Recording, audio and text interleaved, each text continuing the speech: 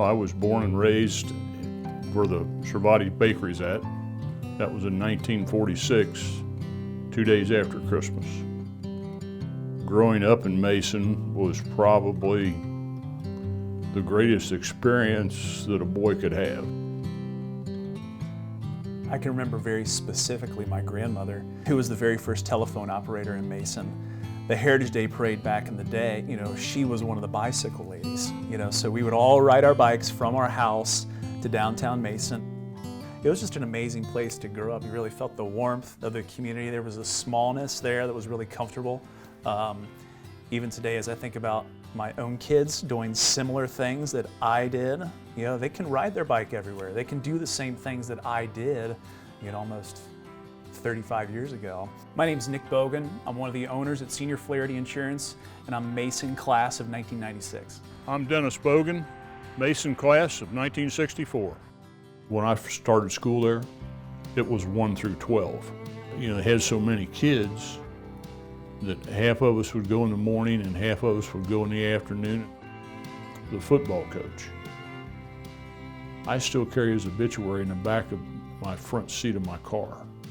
And his famous comments: if you don't like who you are, what you are, or where you are, you're the only person that can change that. Just stuck.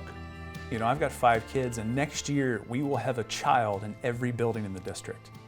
So high school, middle school, MI, ME, MECC. So our kids have a whole spectrum of experiences in every district. And so I was really concerned about, I had 150 kids in my graduating class in 1996.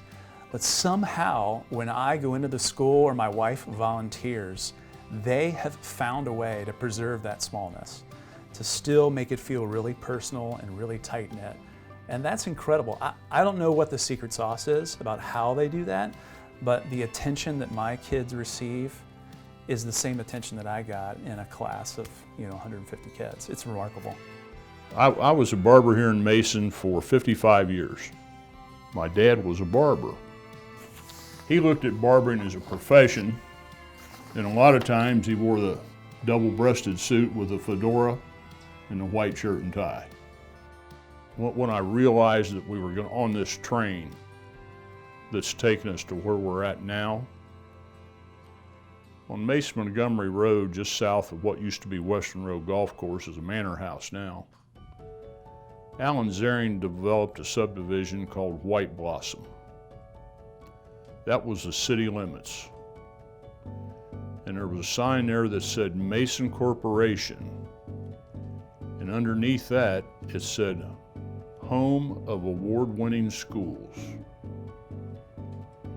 The next thing you knew, P&G was here,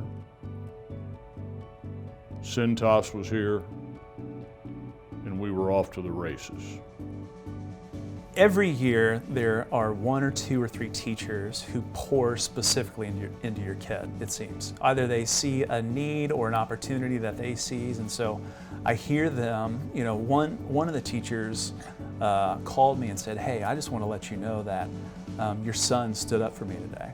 That there was a student maybe doing something behind my back, and so your son made me feel valued as a woman, and I could clearly see that he cared about how I was viewed by other students. And as a result of that, their relationship was so deep, and I know he benefited from how much she cared about him as a young man, valuing women, and to be able to celebrate that in a school of 1,000 whatever kids and single him out to encourage him in that way, that feels like a one-room schoolhouse to me.